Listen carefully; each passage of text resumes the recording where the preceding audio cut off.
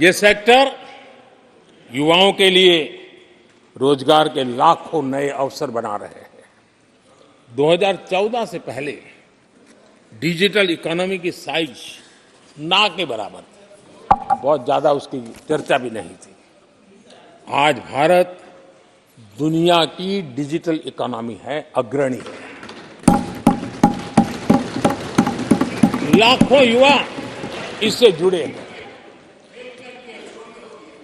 और आने वाले समय में ये डिजिटल इंडिया मूवमेंट जो है वो देश के नौजवानों के लिए अनेक अनेक अवसर, अनेक अनेक रोजगार, अनेक अनेक प्रोफेशंस के लिए अवसर लेकर के आने वाला है।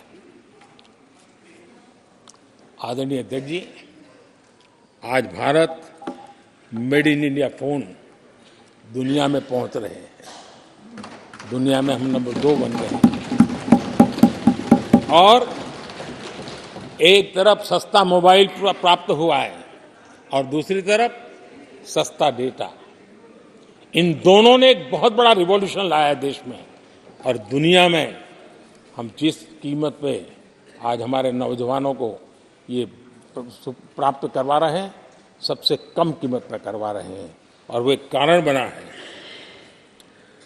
आज मेड इन इंडिया अभियान रिकॉर्ड मैन्युफैक्चरिंग, रिकॉर्ड एक्सपोर्ट या देश देख रहा है।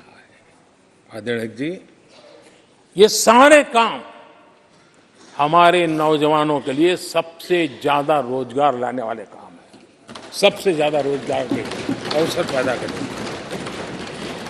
आदरणीय अध्यक्ष महोदय, 10 वर्ष में टूरिज्म सेक्टर में अभूतपूर्व उछाल आया है। हमारे देश में ये ग्रोथ और टूरिज्म सेक्टर ऐसा है जिसमें कम से कम पूंजी निवेश में अधिक से अधिक लोगों को रोजगार देने वाला अवसर है और सामान्य से सामान्य व्यक्ति को भी ये रोजगार देने वाला अवसर है। स्वरोजगार की सबसे ज्यादा संभावनाएं वाला टूरिज्म क्षेत्र है। 10 वर्ष में एयरपोर्ट 2 गुने बने। भारत सिर्फ एयरपोर्ट बने ऐसा नहीं है, भारत दुनिया का तीसरा बड़ा डोमेस्टिक एविएशन सेक्टर बना, दुनिया के तीसरे बड़े। हम सबको खुशी होनी चाहिए।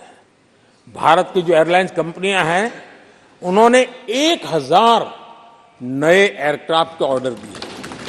देश में 1000 नए एयरक्राफ्ट, और जब इतने सारे हवाई जहाज ऑपरेट होंगे, सारे एयरपोर्ट कितने धमधमते होंगे, कितने पायलट्स की जरूरत पड़ेगी, कितने हमें क्रू मेंबर चाहिए, कितने इंजीनियर चाहिए, कितने ग्राउंड सर्विस के लिए लोग चाहिए। यानी रोजगारी के नए नए क्षेत्र खुलते जा रहे हैं। एविएशन सेक्टर भारत के लिए एक बहुत बड़ा नया अवसर बनकर के आया है। आदरणीय अध्यक्ष जी, हमारी कोशिश नहीं है कि इकोनॉमी को हम फॉर्मलाइज करने की दिशा में मजबूती से कदम उठाएं। युवाओं को नौकरी भी मिले, सोशल सिक्योरिटी भी मिले।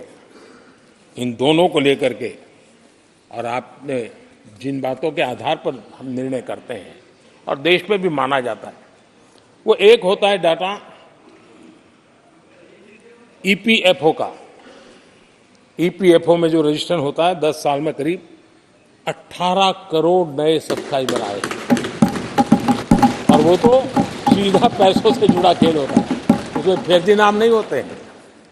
मुद्रा लोन पाने वालों में 8 करोड़ लोग ऐसे हैं जिन्होंने जीवन में पहली बार कारोबार अपना शुरू किया है, बिजनेस। और जब मुद्रा लोन लेता है तो खुद तो रोजगारी पाता है, 1 या 2 और लोगों को भी रोजगारी देता है, क्योंकि उसका काम ऐसा होता है। हमने लाखों स्ट्रीट वेंडर्स को सपोर्ट किया है। 10 करोड़ महिलाएं एसएचजी से जुड़ी, जैसा मैंने कहा 1 लाख, लखपति दीदी 1 करोड़, ये अपने आप में बहुत।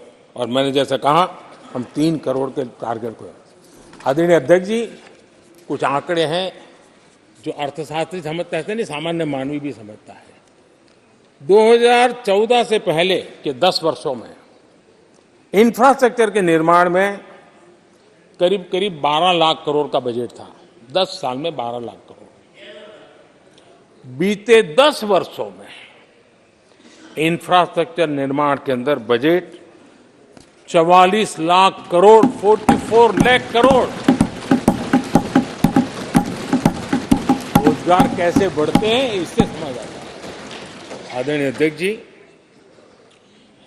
इस राशि से जितनी बड़ा मात्रा में काम हुआ है, उसके कारण इतने लोगों को रोजी रोटी मिली है, इसका आप अंदाज कर सकते हैं। हम भारत को मैन्युफैक्चरिंग का, रिसर्च का, इनोवेशन का हब बने, उस दिशा में देश की युवा शक्ति को प्रोत्साहित कर रहे हैं, व्यवस्थाएं विकसित कर रहे हैं, आर्थिक मदद के योजनाएं बना रहे हैं। आदरणीय अध्यक्ष जी, एनर्जी के क्षेत्र में हम हमेशा डिपेंडेंट रहे। एनर्जी के सेक्टर में हमें आत्मनिर्भर होने की दिशा में बहुत कुछ करने की आवश्यकता है और हमारी कोशिश है ग्रीन एनर्जी की तरफ। हाइड्रोजन को लेकर के हम बहुत बड़ी मात्रा में आगे बढ़ रहे हैं, उसमें अभूतपूर्व निवेश। उसी प्रकार से दूसरा क्षेत्र है जिसमें भारत को लीड लेनी होगी, वो है सेमीकंडक्टर।